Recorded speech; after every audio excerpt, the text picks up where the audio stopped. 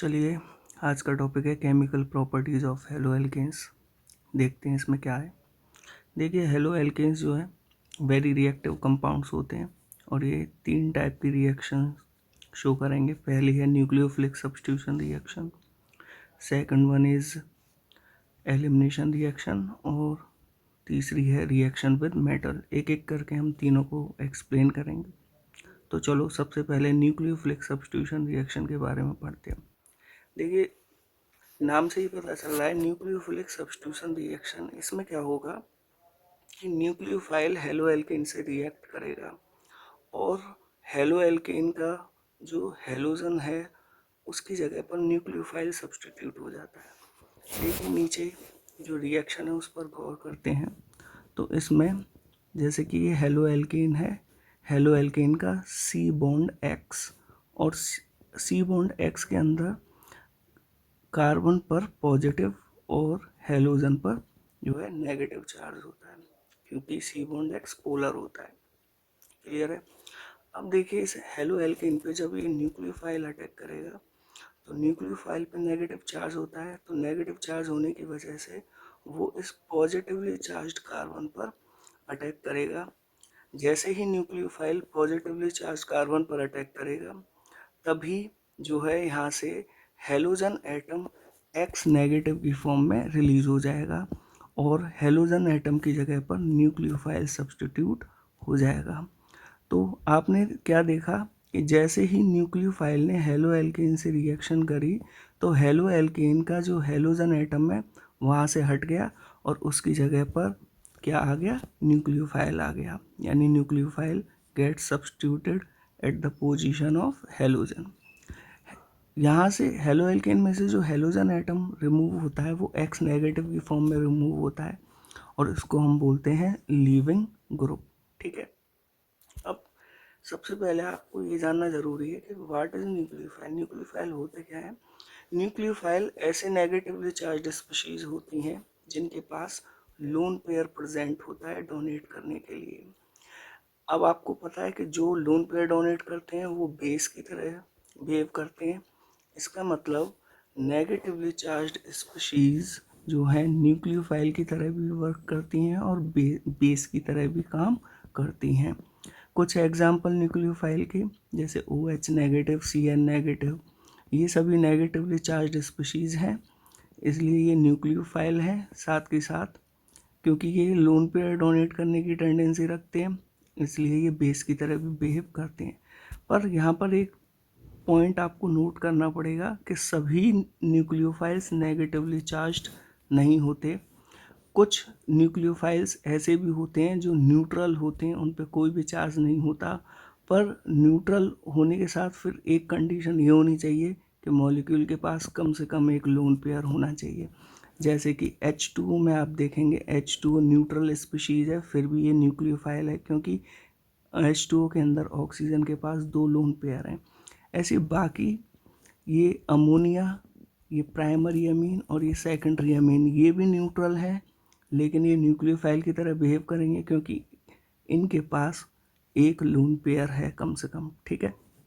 चलिए, अब मैं आपको बता रहा था कि कोई भी नेगेटिव स्पीशीज़ है वो न्यूक्लियोफाइल की तरह भी बिहेव करती है और बेस की तरह भी बिहेव करती है। ठीक है। बेस की तरह क्यों बिहेव करती है, क्योंकि अभी बताया था नेगेटिव स्पीशीज लोन पेयर देने की टेंडेंसी रखते हैं और जो लोन पेयर देता है उसे बेस कहते हैं। तो बात को थोड़ा समझना है कि जब नेगेटिव स्पीशीज न्यूक्लियोफाइल की तरह बिहेव करती है तब वो नेगेटिव स्पीशीज हमेशा न्यूक्लियोफिलिक सब्स्टिट्यूशन रिएक्शन देती है, और अगर नेगेटिव स्पीशीज बेस की तरह बिहेव करेगी तब वो negative species beta elimination reaction देती है। क्लियर है। इसका मतलब ये हुआ कि नेगेटिव स्पीशीज न्यूक्लियोफाइल और बेस दोनों की तरह बिहेव करने की वजह से जो है न्यूक्लियोफिलिक सब्स्टिट्यूशन रिएक्शन और बीटा एलिमिनेशन रिएक्शन के बीच में हमेशा कंपटीशन होता रहता है कि भाई negative species nucleophilic substitution reaction दे या बीटा एलिमिनेशन रिएक्शन दे, तो इनके बीच में हमेशा एक कंपटीशन होता है। क्लियर है। लिखा हुआ भी है, hence there is always a competition between nucleophilic substitution reaction and beta elimination reaction. ठीक है, अब मैं आपको एक एग्जांपल बताता हूँ। जैसे मेरे पास एक रीजेंट है जिसका नाम है सोडियम इथॉक्साइड, इसका फॉर्मूला होता है CH3CH2ONA। ठीक है, और इस रीजेंट से एक न्यूक्लियोफाइल जनरेट होता है, दैट इज CH3CH2O नेगेटिव, इसको हम बोलते हैं इथॉक्साइड आयन। अब देखिए हमारे पास नेगेटिव स्पीशीज है CH3CH2O नेगेटिव।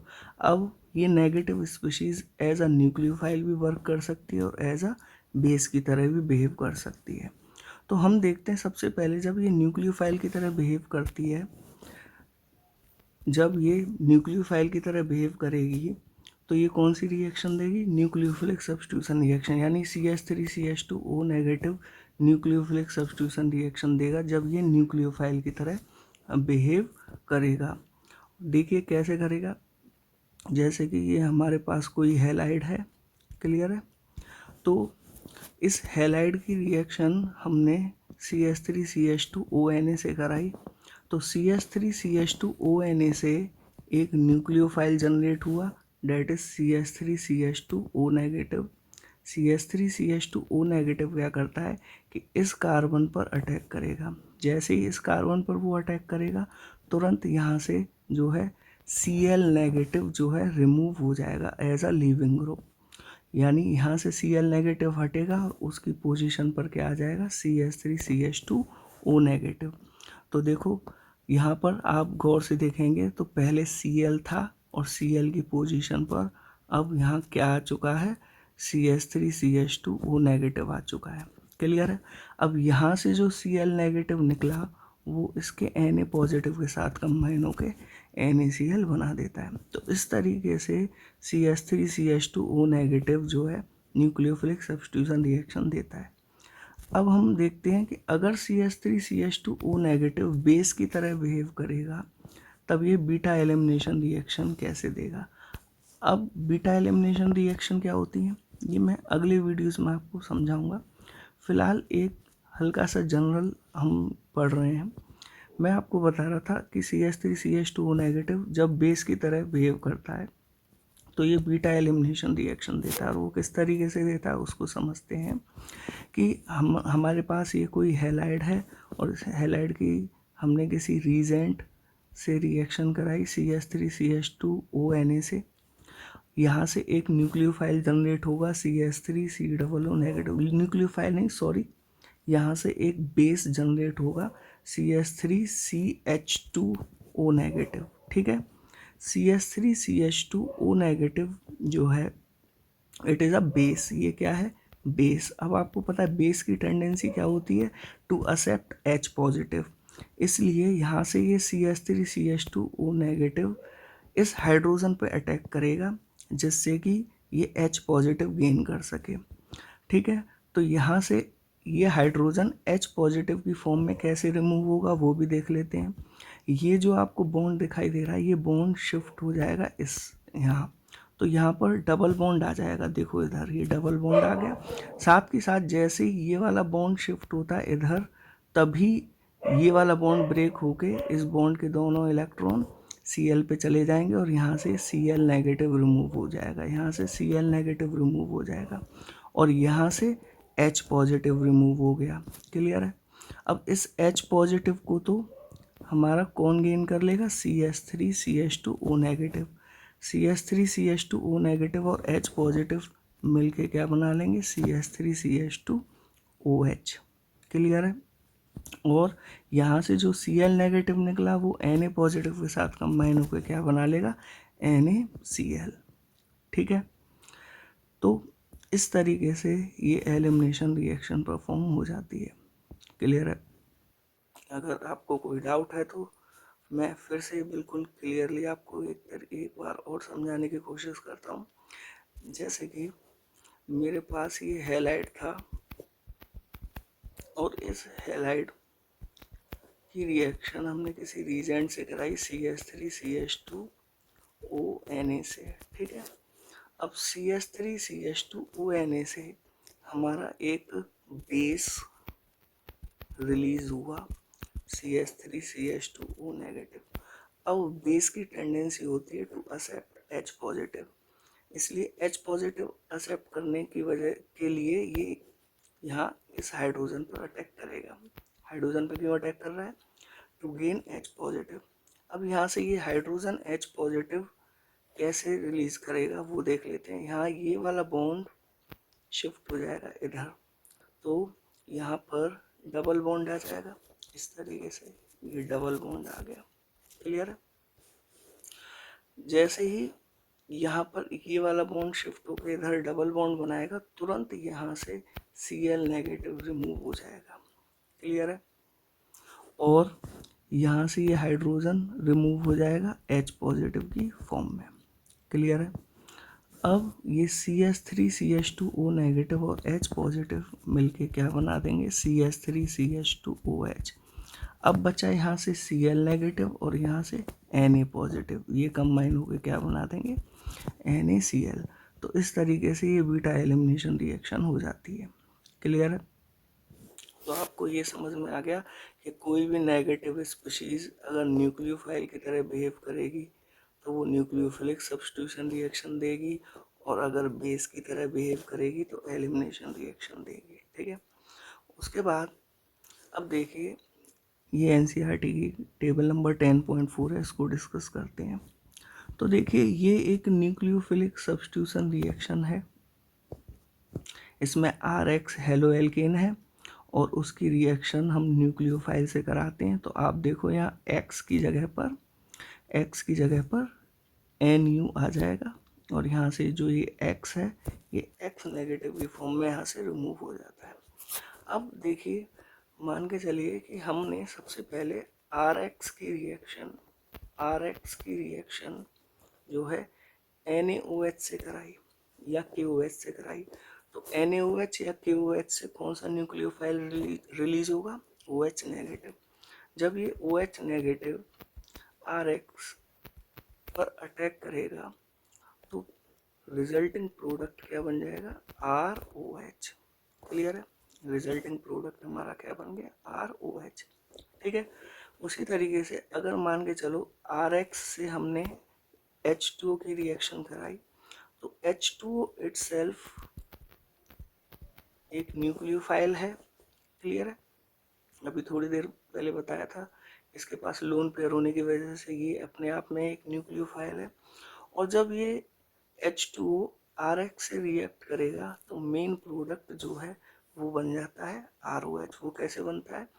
H2O में से जब एक H हटाएंगे तो वहाँ बचेगा OH, ये OH R से जोड़ के क्या बना लेगा? ROH। ठीक है?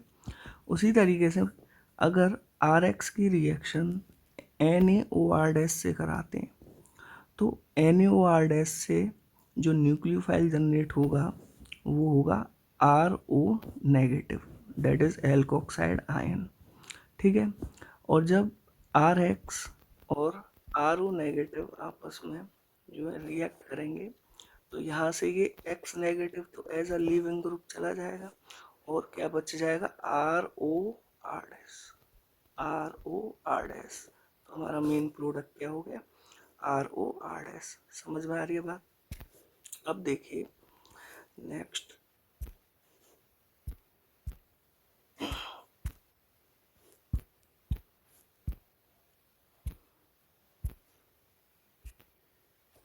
हाँ जी, अब देखते हैं। मान के चलिए कि हमारे पास रीजेंट है Na। ठीक है? अब ये Na जो हमारे पास रीजेंट है वो अगर RX से रिएक्ट करेगा, RX से Na रिएक्ट करेगा, तो Na से हमारा जो न्यूक्लियोफाइल जनरेट होगा वो होगा I नेगेटिव। तो यहाँ से X जो है X नेगेटिव के फॉर्म में रिलीज हो जाएगा, और R और I नेगेटिव मिलके RI बना देंगे। तो हमारा जो मेन प्रोडक्ट है वो क्या बन गया? RI। ठीक है? अब हम देखते हैं कि अगर अमोनिया हम ऐसा रिजेंट लेते हैं तो क्या बनता है। तो देखिए, RX और इसकी रिएक्शन हम अमोनिया से कराते हैं तो अमोनिया में से एक H हटाया तो ये बचेगा NH2। ठीक है? तो यहाँ क्या बनने वाला है? जैसे ही आप अमोनिया से रिएक्शन कराओगे तो R के साथ क्या जुड़ जाएगा, NH2, ठीक है। अब देखते हैं अगर हम RX की रिएक्शन R डैश NH2 से कराते हैं, ठीक है, तो क्या होगा। तो देखिए R डैश NH2 में से एक H हटाया तो यहाँ बचेगा R डैश NH, तो ये R डैश NH जो है R से जुड़ जाएगा इस तरीके से, क्लियर है, और यहाँ से X रिलीज हो जाएगा X नेगेटिव की फॉर्म में, क्लियर है। तो इस तरीके से ये टेबल आपके समझ में आ गई होगी। अब देखिए आगे बढ़ते हैं इस टेबल में, तो आपको एक चीज़ और समझनी है कि मान के चलिए कि RX की रिएक्शन हमने KCN से कराई, ठीक है, तो KCN से जो न्यूक्लियोफाइल रिलीज होगा वो होगा CN नेगेटिव, ठीक है, और ये CN नेगेटिव जो है वो जब इससे रिएक्ट करेगा तो यहाँ RCN प्लस X नेगेटिव बन जाएगा। उसके बाद जब हम RX की रिएक्शन AgCN से कराते हैं, क्लियर है, तो AgCN से कराते हैं तो अब की बार यहाँ से AgX निकल जाएगा और यहाँ RNC बनता है। अब बहुत सारे बच्चों को यही डाउट होता है कि यहाँ से AgX निकलने के बाद RNC क्यों बना, RCN क्यों नहीं आया, ठीक है। कहने का मतलब जब हम KCN से रिएक्शन करा रहे हैं तब तो RCN बन रहा है, यानी कि हमारा साइनाइड फॉर्म हो रहा है, लेकिन AgCN से रिएक्शन करा रहे हैं तब हमारा जो है RNC क्यों बन रहा है, यानी आइसोसाइनाइड क्यों फॉर्म हो रहा है, क्लियर है। ऐसे ही यहाँ पर भी इन दोनों में भी दिक्कत आती है कि जब हम KNO2 से रिएक्शन कराते हैं तब तो हमारा जो है RONO बनता है, यानी नाइट्राइड फॉर्म होता है, और जब AgNO2 से कराते हैं तो फिर यहाँ RONO क्यों नहीं बना, क्लियर है, यहाँ RNO2 क्यों बना, यानी नाइट्रो क्यों बना, ठीक है। तो ये सारी प्रॉब्लम हम आगे वाली थोड़ी देर में करेंगे, ठीक है। अब देखिए मान के चलिए कि हमारा जो है RX की रिएक्शन जो है R'(C)OO से कराए तो यहाँ से एक न्यूक्लियोफाइल जनरेट होगा R'(C)OO नेगेटिव, और जब यहाँ से X जो है X नेगेटिव की फॉर्म में रिलीज हो जाएगा तो क्या बच जाएगा, यहाँ RCOOR', क्लियर, ये फॉर्म हो जाता है, डेट इज एस्टर, ठीक है। ऐसे ही जब हम RX की रिएक्शन लिथियम एल्यूमिनियम हाइड्राइड से कराते हैं तो लिथियम एल्यूमिनियम हाइड्राइड से जो न्यूक्लियोफाइल जनरेट होता है वो H negative, that is hydride ion, यहाँ से X नेगेटिव रिमूव हो जाएगा एज अ लीविंग ग्रुप और यहाँ बन जाएगा RH, ठीक है। इसी तरीके से जो है RX की रिएक्शन जब हम R'(M) से कराते हैं तो यहाँ से एक न्यूक्लियोफाइल जनरेट होगा R नेगेटिव जिसे कार्बन आयन कहते हैं, तो यहाँ से X नेगेटिव रिमूव हो जाएगा और ये बन गया R बॉन्ड R', क्लियर है। तो पहले वाले में एस्टर बनता है, दूसरे वाले में ये एल्केन होता है, क्लियर है, ये भी एल्केन ही होता है, ठीक है। चलिए अब देखो एम्बिडेंट न्यूक्लियोफाइल क्या होते हैं। एम्बिडेंट न्यूक्लियोफाइल उन्हें कहते हैं जिनके पास दो न्यूक्लियोफिलिक सेंटर होते हैं, क्लियर है। अब ये न्यूक्लियोफिलिक सेंटर क्या होते हैं वो मैं अभी आगे बताऊंगा। फिलहाल आप समझें कि एम्बिडेंट न्यूक्लियोफाइल्स उन्हें कहते हैं जिनके पास दो न्यूक्लियोफिलिक सेंटर्स होते हैं, और एम्बिडेंट न्यूक्लियोफाइल के एग्जांपल होते हैं CN नेगेटिव यानी कि साइनाइड और ONO negative that is nitride, ये दोनों एम्बिडेंट न्यूक्लियोफाइल हैं, यानी इनके पास दो न्यूक्लियोफिलिक सेंटर्स प्रेजेंट हैं, क्लियर है। अब देखिए कैसे, देखिए जो हमारा साइनाइड होता है, साइनाइड उसकी दो रेजोनेटिंग स्ट्रक्चर होती हैं, ये पहली रेजोनेटिंग स्ट्रक्चर है और ये दूसरी रेजोनेटिंग स्ट्रक्चर है। अब दोनों रेजोनेटिंग स्ट्रक्चर में आपने गौर से देखा होगा तो पहली वाली जो रेजोनेटिंग स्ट्रक्चर है उसमें कार्बन के पास नेगेटिव चार्ज होता है, जबकि दूसरी वाली रेजोनेटिंग स्ट्रक्चर में नेगेटिव चार्ज नाइट्रोजन के पास होता है। इसका मतलब हमारा जो साइनाइड है वो कार्बन के द्वारा भी अटैक कर सकता है और नाइट्रोजन से भी अटैक कर सकता है। हो गए ना दो न्यूक्लियोफिलिक सेंटर, एक हो गया कार्बन और एक हो गया नाइट्रोजन, इसलिए साइनाइड क्या हुआ हमारा एम्बिडेंट न्यूक्लियोफाइल। ठीक है, उसी तरीके से अगर हम नाइट्राइड की बात करते हैं तो ये भी एम्बिडेंट न्यूक्लियोफाइल है, इसके पास भी 2 न्यूक्लियोफिलिक सेंटर होते हैं। ज़रा देखते हैं नाइट्राइड के अंदर जो 2 न्यूक्लियोफिलिक सेंटर होते हैं वो एक तो होता है O नेगेटिव और दूसरा होता है N। देखो ये लिखा हुआ, ठीक है, नाइट्राइड के अंदर जो 2 न्यूक्लियोफिलिक सेंटर होते हैं वो O नेगेटिव और N होते हैं। तो इस तरीके से ये दोनों जो है एम्बिडेंट न्यूक्लियोफाइल कहलाते हैं। अब एक NCERT एग्जाम्पल है 10.5, ठीक है, उसको मैं समझाता हूँ। वो क्या कह रहा है कि अगर हम हेलो एल्केन की रिएक्शन KCN से कराते हैं तो हमारा RCN बनता है, यानी साइनाइड बनता है, लेकिन जब AgCN से कराते हैं तब RCN ना बन के RNC बनता है। ऐसा क्यों होता है? ठीक है, तो वो देखिए KCN एक आयनिक कंपाउंड होता है और जब इसका हम सॉल्यूशन बनाते हैं तो सॉल्यूशन के अंदर ये CN नेगेटिव रिलीज करता है। अब CN नेगेटिव के बारे में मैंने अभी बताया था थोड़ी देर पहले कि ये एक एम्बिडेंट न्यूक्लियोफाइल है, इसलिए इसके पास 2 अटैकिंग सेंटर्स होंगे, 2 न्यूक्लियोफिलिक सेंटर्स होंगे, एक कार्बन और एक नाइट्रोजन। इसका मतलब CN नेगेटिव कार्बन से भी अटैक कर सकता है, नाइट्रोजन से भी। पर याद रखना कि CN नेगेटिव नाइट्रोजन से अटैक नहीं करता, हमेशा कार्बन से अटैक करता है, क्योंकि जब कार्बन से अटैक करेगा तो C बॉन्ड C बनेगा और नाइट्रोजन से अटैक करेगा तो C बॉन्ड N बनेगा। लेकिन स्टेबल कौन सा होता है? C बॉन्ड C ज़्यादा स्टेबल होता है। इस वजह से जो है CN नेगेटिव कार्बन से अटैक करेगा और जब CN नेगेटिव कार्बन से अटैक करेगा तो हमारा साइनाइड बनेगा।